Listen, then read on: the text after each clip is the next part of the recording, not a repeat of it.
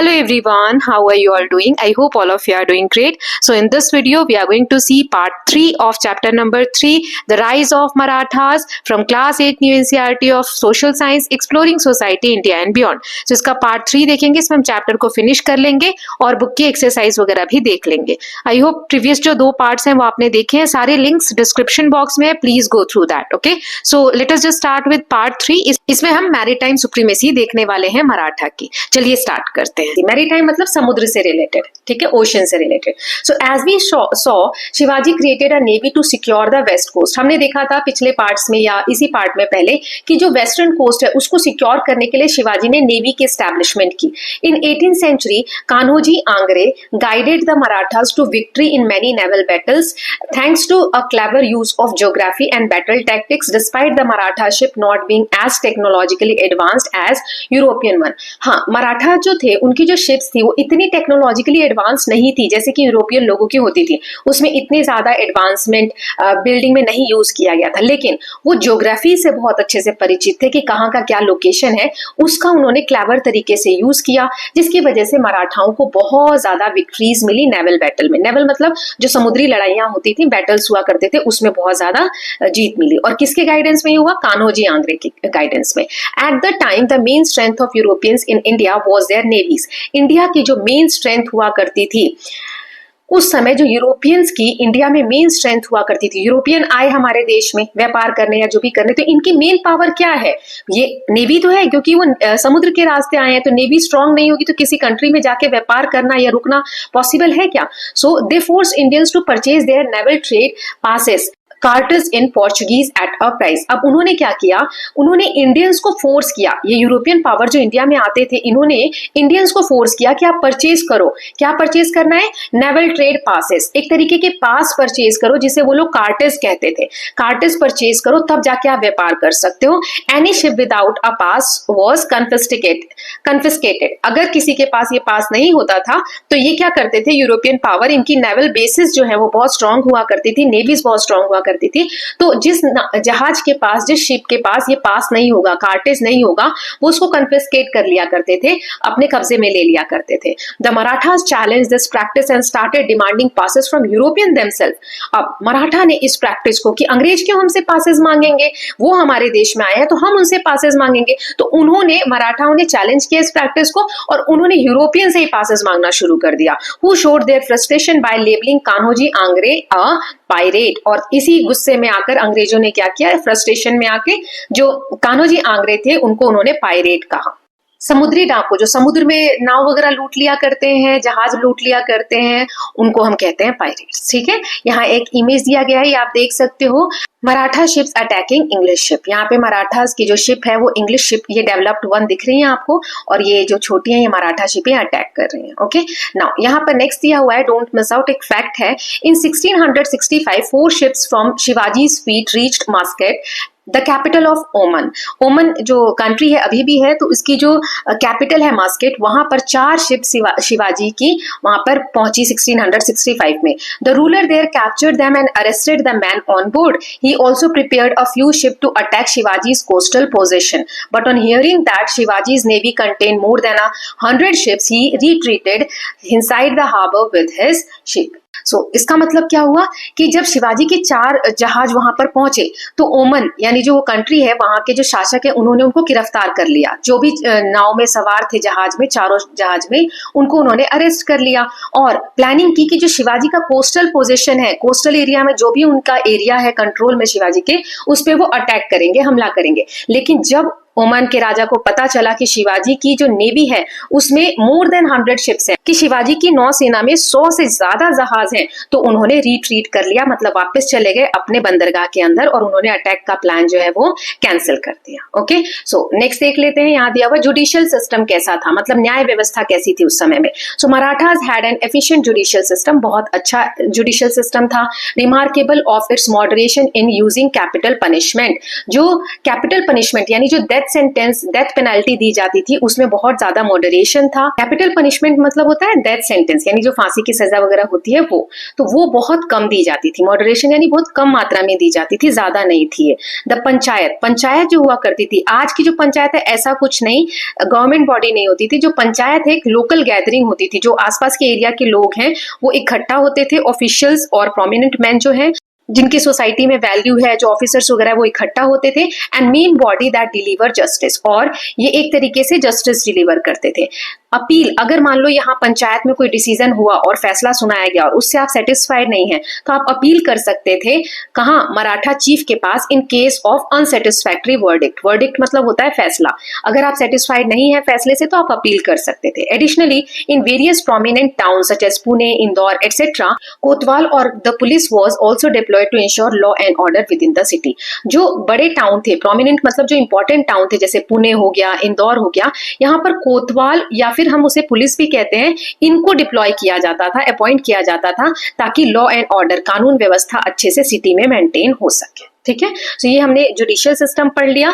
अब हम देखते हैं ट्रेड नेटवर्क की, व्यापार किस तरीके से किया करते थे, ट्रेड नेटवर्क्स क्या थे।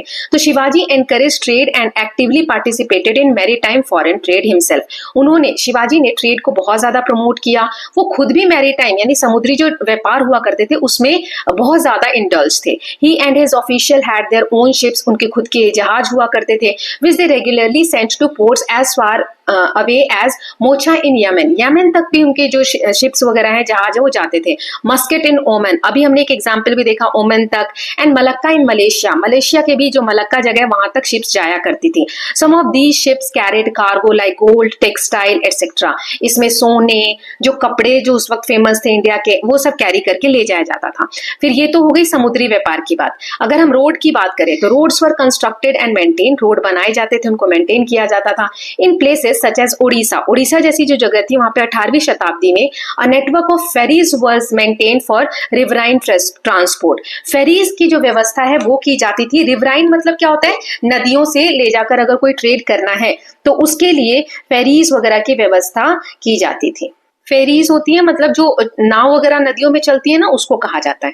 Bridges were built over reverse and small streams, जो छोटे झरने, तालाब या छोटे जो पानी के स्रोत हैं, नदियां वगैरह हैं, उसके ऊपर ब्रिजेस बनाए जाते थे और उनका कंस्ट्रक्शन करके उनकी देखभाल भी की जाती थी।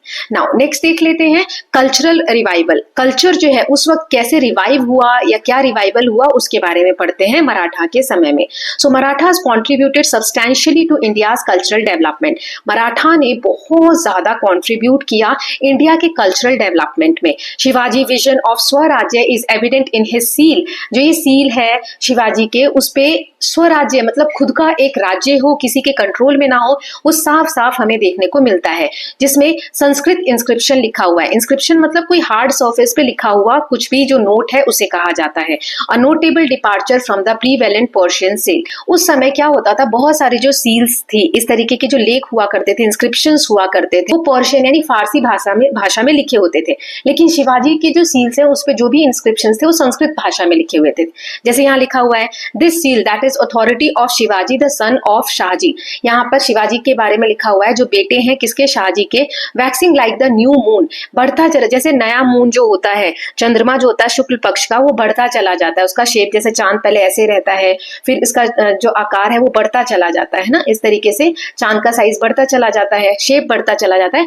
वैसे ही पूरी दुनिया में शिवाजी का जो शासन है, या हम कह सकते हैं कि उनकी जो छाप है वो पूरी दुनिया में बढ़ती चली जा रही है, और जिसे रेवर्ड बाय वर्ल्ड मतलब जो दुनिया है उन्हें आदर भी दे रही है। ठीक है, और जिसका शासन प्रजा के कल्याण के लिए है, rain for the welfare of the people.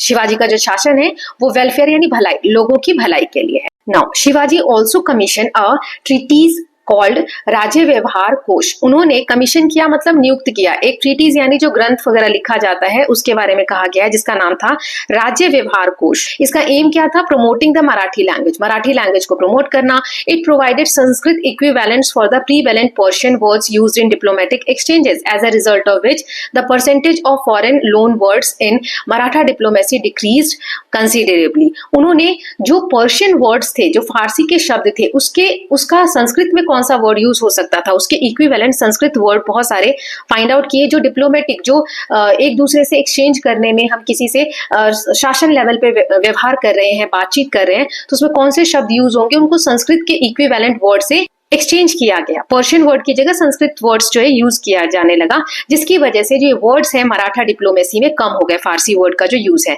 Shivaji was a devote Hindu who respected other religion while upholding his own. वो अपने धर्म को तो मानते ही थे शिवाजी, साथ ही साथ वो बाकी के धर्मों की भी रिस्पेक्ट करते थे। His saffron coloured flag was adopted by all Marathas. उन्होंने जो केसरी रंग का, केसरिया रंग का जो फ्लैग उन्होंने अपनाया था, वो सभी मराठाओं ने अडॉप्ट किया। He rebuild desecrated temples, promoted Sanskrit and Marathi literature, religious institutions and traditional arts. Shivaji ने बहुत सारे जो टेम्पल्स जो खराब हो चुके उनको दोबारा से रीबिल्ड कराया, संस्कृत को प्रमोट किया, मराठी लैंग्वेज को प्रमोट किया और रिलीजियस इंस्टीट्यूशंस को भी एस्टैब्लिश किया और प्रमोट किया एंड ट्रेडिशनल आर्ट फॉर्म्स को भी प्रमोट किया। तो ये हो गया कि कल्चर को कैसे एडवांस करने में, रिवाइव करने में शिवाजी का क्या रोल था या मराठा का क्या रोल था, वो हमने पढ़ा। Then next is, but perhaps he contributed most to the revival of ancient Indian culture and values by giving people a demonstration that mighty kingdoms and empires could be defeated and the Maratha could maintain, expand and administer an empire of their own. उन्होंने ancient Indian culture को revive किया, लोगों को ये दिखाया कि बड़े से बड़े जो एम्पायर है उनको भी हराया जा सकता है और किस तरीके से ये अपना खुद का एम्पायर चला सकते हैं। Shivaji's example continue to inspire his successor. आगे आने वाले जो जनरेशन थे शिवाजी की, उनको बहुत ज्यादा इंस्पायर किया शिवाजी ने जो एग्जाम्पल सेट किया। For instance, Bhosle of Nagpur emerged as the enthusiastic supporter of local culture and tradition and the worship of deity Jagannath at Puri in Orissa, which was often interrupted during Mughal rule, was revived with the support of Maratha. इनसे जो प्रभावित हुए थे शिवाजी के जो actions थे, उनसे जो इन्फ्लुएंस हुए थे, उनमें से एक का यहाँ एग्जाम्पल दिया है। भोसले जो नागपुर के थे, क्लैन से एक तरीके से जो भोसले क्लैन थे, उन्होंने जो एक कल्चर था जगन्नाथपुरी में, डीटी यानी जो भगवान जगन्नाथ है उनकी पूजा करने का एक कल्चर था, उसको रिवाइव किया, जो कि बहुत ज्यादा बार इंटरप्ट किया जाता था मुगल रूल के दौरान, है ना, रोका जाता था पूजा पाठ को, उसे रिवाइव किया। किसके सपोर्ट से? मराठास के सपोर्ट से। But perhaps the most impressive contribution came from a few remarkable Maratha women. Let us hear about two of them. बहुत सारे कंट्रीब्यूशन हमें देखने को मिलते हैं मराठा जो औरतें हुआ करती थी, नारी थी, उनसे भी, तो उनके बारे में यहाँ पर हमें एग्जाम्पल्स दिए हुए हैं, आगे वो हम पढ़ेंगे। ठीक है, पहले यहाँ पर देख लेते हैं कि डोंट मिस आउट। सो यहाँ एक फैक्ट दिया हुआ है, इसको रीड कर लेते हैं। The Modi script, a cursive form of Devanagari.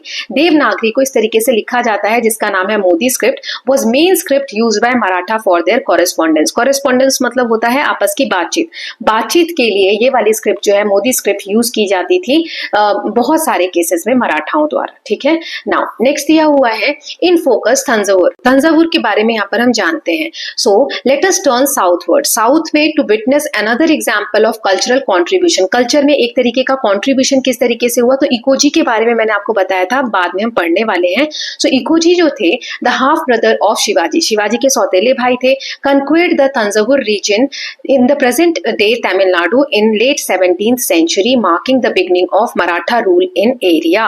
मराठाओं का अधिकार, मराठाओं का रूल इस एरिया में एस्टैब्लिश करने के लिए जो शिवाजी के एक हाफ ब्रदर थे, जो शिवाजी के सौतेले भाई थे, जिसका नाम है इकोजी, उन्होंने तमिलनाडु में एक जगह है तंजावुर रीजन, उस पे कंट्रोल किया अपना। ठीक है, वहां पर मराठा रूल की शुरुआत की, beginning of Maratha rule. Now the Thanjavur Maratha specially help create a syncretic culture that was rich and full of innovation. वहां पर एक कल्चर की शुरुआत हुई जिसमें बहुत ज्यादा विविधता थी और इनोवेशन था, एक नयापन था। They were great pattern of arts वगैरह जो थे उसके बहुत बड़े पैटर्न थे। पैटर्न मतलब होता है संरक्षण देना। And many of the ruler themselves were poet and dramatist. सो बहुत ज्यादा जो शासक थे बहुत सारे, वो खुद ही बहुत सारे कवि हुआ करते थे और जो नाटक वगैरह लिखते हैं वो खुद भी वर्क करते थे, इसीलिए वो आर्ट्स को बहुत ज्यादा पसंद करते थे और पैटर्न देते थे, मतलब संरक्षण प्रोवाइड करते थे। चलिए तो अब आगे देख लेते हैं। Of all the Thanjavur Maratha rulers the contribution of Serfoji second are most notable. जो मराठा रूलर्स थे तंजावुर में, उनमें सबसे इंपॉर्टेंट जो काम दिखता है वो शेरफोजी सेकेंड का दिखता है। He was well versed in many Indian and European language and wrote a Marathi play named Devendra Kuravanji. वो बहुत सारी लैंग्वेजेस उनको आती थी, बहुत सारी भारत की जो भाषाएं हैं या यूरोपियन लैंग्वेज उनको आती थी। उन्होंने एक नाटक लिखा था जिसका नाम था Devendra Kuravanji, where he describe. इस नाटक नाटक में उन्होंने डिस्क्राइब किया था world geography in detail as was known at that time. उस समय जो विश्व की ज्योग्राफी है, जो भूगोल है, उसको कितना उस वक्त के लोग जानते थे, उस हिसाब से प्रेजेंट किया गया था इस नाटक में। Serfoji patronize many talented musicians and it was during his time the modern Carnatic music took shape. आज जो हम कर्नाटिक म्यूजिक के बारे में जानते हैं, मॉडर्न कर्नाटिक म्यूजिक जो है, उनके समय में ही, सरफोजी के टाइम पर ही ये स्टार्ट हुआ था और उस समय उन्होंने बहुत ज्यादा संरक्षण प्रोवाइड किया था जो टैलेंटेड म्यूजिशियन थे उनको, as did the early stages of famous classical dance form of Bharatanatyam. जो शुरुआती भरतनाट्यम के डांस फॉर्म्स थे वो भी इसी वक्त से स्टार्ट हुए। Serfoji was quite interested in medicine and established the Dhanvantari Mahal, a centre of medicine that offered free treatment of disease using both Indian and western medicine. इन्होंने धन्वंतरी महल का स्टार्ट किया जहां पर वो एक सेंटर था मेडिसिन का, दवाइयां वगैरह प्रोवाइड करने के लिए, जिसमें ट्रीटमेंट दिया जाता था बीमारियों का, डिजीज का, चाहे वो इंडियन तरीके से हो चाहे वेस्टर्न तरीके से, दोनों तरीकों का यूज करके इलाज किया जाता था। सो ये मेडिसिन में बहुत ज्यादा इंटरेस्टेड थे। He also started a printing press, उन्होंने एक प्रिंटिंग प्रेस भी स्टार्ट किया, first such example in India by a native ruler. वहां के जो इंडिया के जो कोई शासक है उनमें से ये पहले थे जिन्होंने प्रिंटिंग प्रेस की स्थापना की। He got history of the Bhosle family inscribed on walls of Brihadeeswara temple at Thanjavur. जो भोसले फैमिली है उसकी जो इतिहास रहा है उसको उन्होंने बृहदेश्वर टेम्पल के दीवारों पर लिखवाया, which is one of the largest single inscription in India, a record of posterity. एक तरीके का बहुत बड़ा एक हम कह सकते हैं रिकॉर्ड है जहां से हमें पता चलता है उस समय के बारे में। ओके, सो आई होप यहाँ तक आपको क्लियर होगा। यहाँ पर हमने देखा कि जो थंजावुर में मराठाओं ने शासन किया उसमें सबसे इंपॉर्टेंट कौन थे और उन्होंने क्या क्या काम किए उनके बारे में यहाँ पर दिया हुआ था। ये आगे भी है, इसको हम देख ले। ये देखिए, इस इंस्क्रिप्शन का पार्ट है मराठी, जो अभी हमने पढ़ा, Marathi inscription on a wall of Brihadeeswara temple wall recording the history of Bhosle family. यहाँ पर भोसले फैमिली की हिस्ट्री को रिकॉर्ड किया गया है इसमें। ठीक है, नाउ नेक्स्ट देख लेते हैं। So the cultural environment of Thanjavur was multilingual. यहाँ पे जो कल्चरल एनवायरमेंट था, जो एक तरीके का माहौल था, वो मल्टीलिंगुअल था, एक भाषा में नहीं था, सभी बहुत सारी भाषाएं थी, with a mix of many influences. बहुत ज्यादा उस पे असर देखने को हमें मिलता है कि बहुत सारी भाषाओं का प्रभाव था। द लोकल तमिल कल्चर, क्योंकि तमिल का एरिया है तो वहां पे तमिल कल्चर तो होगा ही।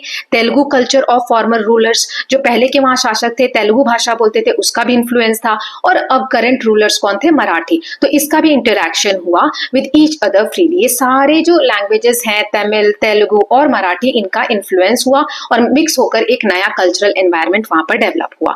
अब हम पढ़ रहे हैं मराठा लेगेसी। अब लेगेसी मतलब उनकी क्या, एक हम सोच सकते हैं कि धरोहर है या क्या संपत्ति है, क्या उन्होंने धरोहर छोड़ी है, उसके बारे में यहाँ एक पैराग्राफ दिया हुआ है। So the Maratha rule challenged Mughal dominance and established the largest Indian empire before British took over the subcontinent, controlling much of central and northern India. मराठाओं ने चैलेंज किया मुगल एडमिनिस्ट्रेशन को, क्योंकि मुगल डोमिनेंस बहुत बड़े लेवल पे फैला हुआ था इंडिया में, उसको उन्होंने हराया और एक बड़ा एम्पायर एस्टैब्लिश किया। ब्रिटिश जब आए, उन्होंने जब अपना कंट्रोल एस्टैब्लिश किया, उससे पहले मराठा ही एक बड़े लेवल पर इंडिया में सेटअप थे। They set up a new way of governing with an efficient administration. उन्होंने एक नया तरीका शुरू किया शासन करने का, उनका एडमिनिस्ट्रेशन अभी हमने पढ़ा।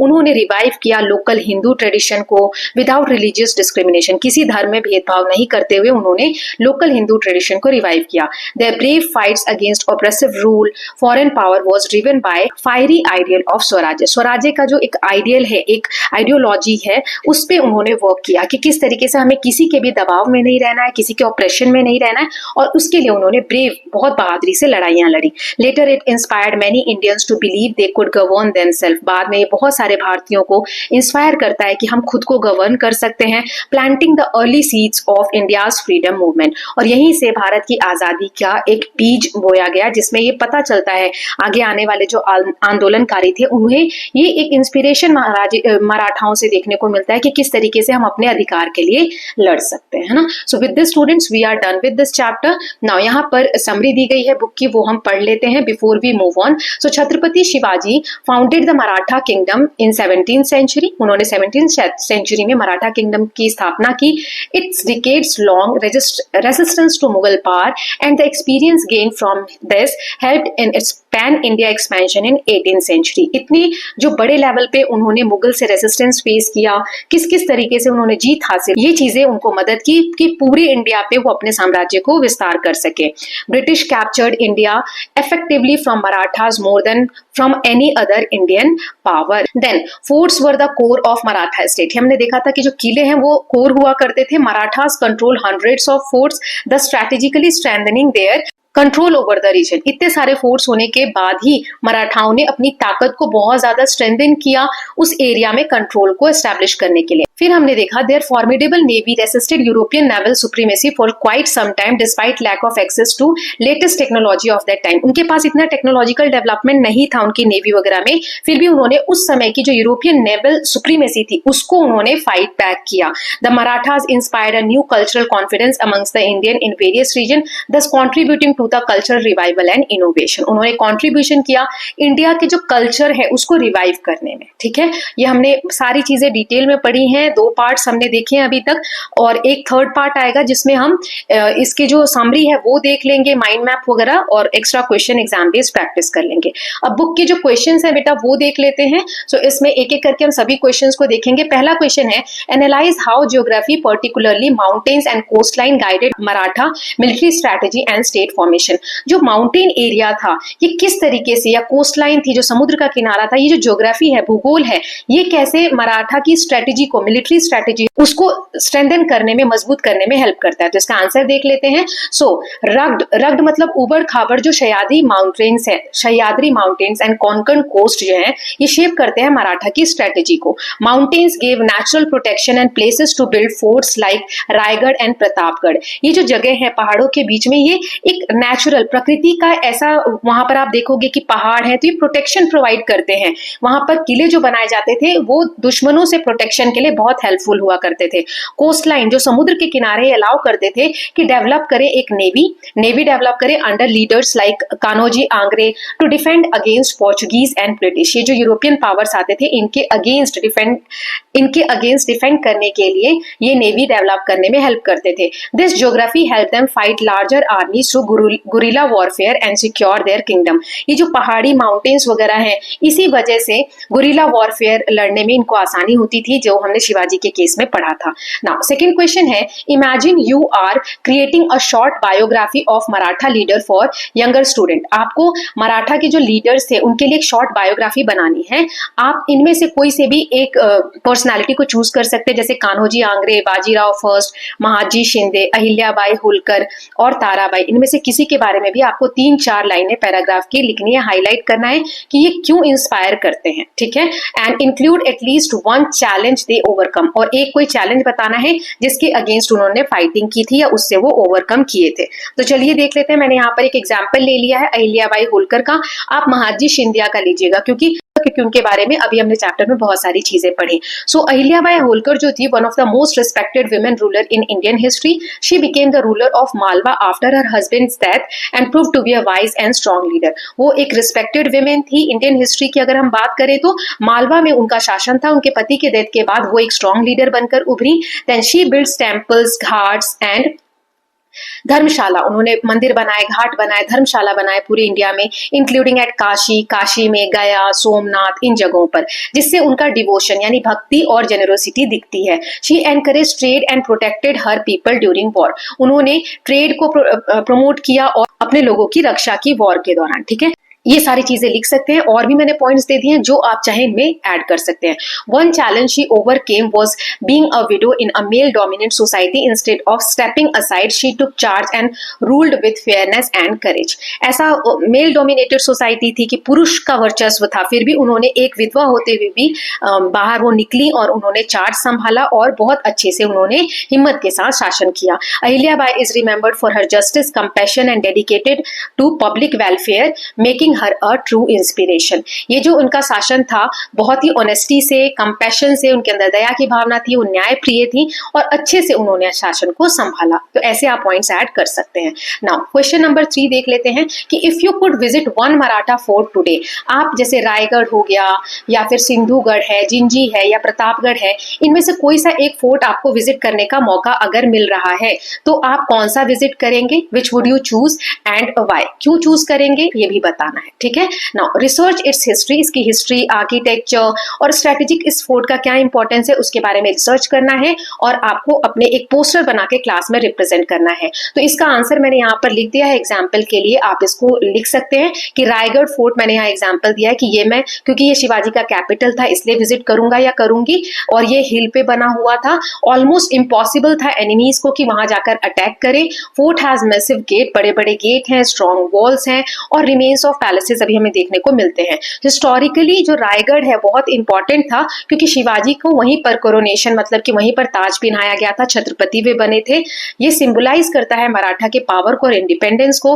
Visiting Raigad would help me imagine how the Marathas defended themselves and governed their empire. उन्होंने कैसे अपना शासन संभाला, वहां विजिट करते हैं तो आपको ये महानता देखने को वहां पर मिलती है। Now next question is the chapter states, chapter में कहा गया है British took India from the Maratha more than from Mughals और एनी अदर पावर। ये लाइन लिखी गई थी तो इसका मतलब क्या है? What evident from the chapter support this idea. इस आइडिया को कौन सा जो लाइन है चैप्टर में वो सपोर्ट करता है? तो ये देखिए इसका आंसर मैंने लिखा है कि बाय द 18th सेंचुरी, 18वीं शताब्दी आते आते मुगल जो है वो वीक हो गए थे, but Maratha were strongest power in India. Maratha जो है उस वक्त बहुत स्ट्रांग थे और स्ट्रॉन्गेस्ट कह सकते हैं। उनका बहुत बड़े एरिया पे कंट्रोल था, डेक्कन से लेकर दिल्ली तक। British had to defeat Maratha in 3 Anglo Maratha wars before becoming the main power.